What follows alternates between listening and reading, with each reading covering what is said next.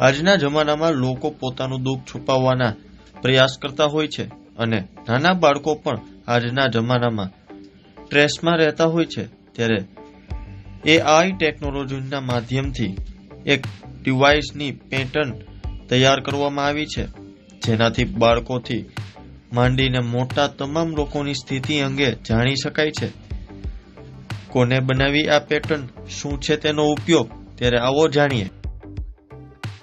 મારું નામ doctor Hiren Mehta, associate professor. તાજેતરમાં એક પેટર્ન કરાવેલી છે। એ પેટર્નની અંદર એક નાનકડું એવું ડિવાઇસ છે।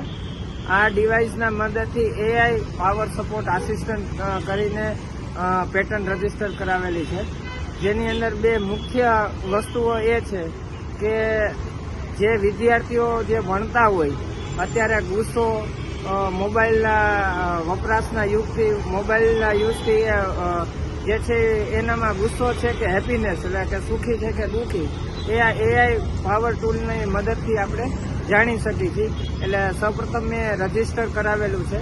ખાસ કરીને આ ડિવાઇસ જે છે એ ત્રણ વ્યક્તિઓ, એક ગૃહિણીઓ એટલે કે જે સ્ત્રીઓ માટે છે, ત્યારબાદ વિદ્યાર્થીઓ માટે, અને ત્રીજું જે છે એ જેલના કેદીઓ માટે છે કે એના ઇમોશન્સ, એઆઈ પાવરની મદદથી એના ઇમોશન્સથી ખબર પડશે કે આની અંદર એન્ઝાઇટી એટલે કે એનામાં ગુસ્સો છે કે હેપીનેસ છે। કારણ કે આત્મહત્યાના કેસ જે છે હમણાં દિવસે દિવસે વધતા જાય છે।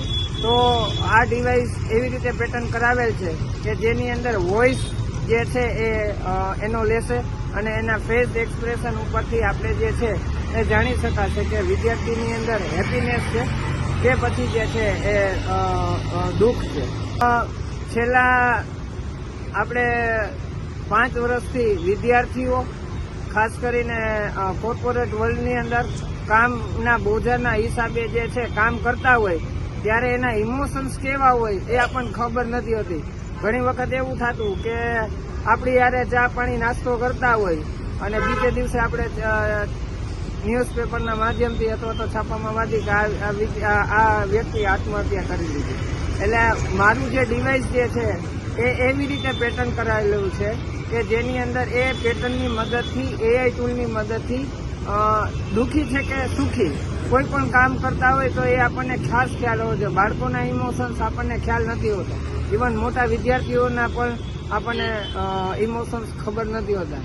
સીએ છે, ડોક્ટર છે, સારા એવા ઉદ્યોગપતિઓ છે, તો જે લોકોના અમુક ટાઈમે ઇમોશન્સ ખબર નથી હોતા, તો ત્યારે આપણે જે છે એ વસ્તુ આ એઆઈના મદદથી આપણે પેટર્નથી જાણી શકીએ। આ પેટર્ન ક્યાં સિલેક્ટ થઈ છે?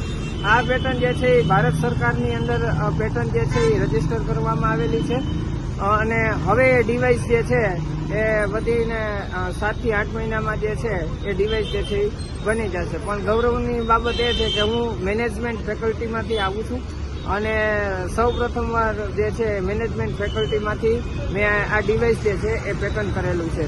આ પેટર્ન જે છે છેલ્લા 9 મહિનાથી હું કામ કરતો હતો અને મંજૂરી મેળવવામાં આવે છે।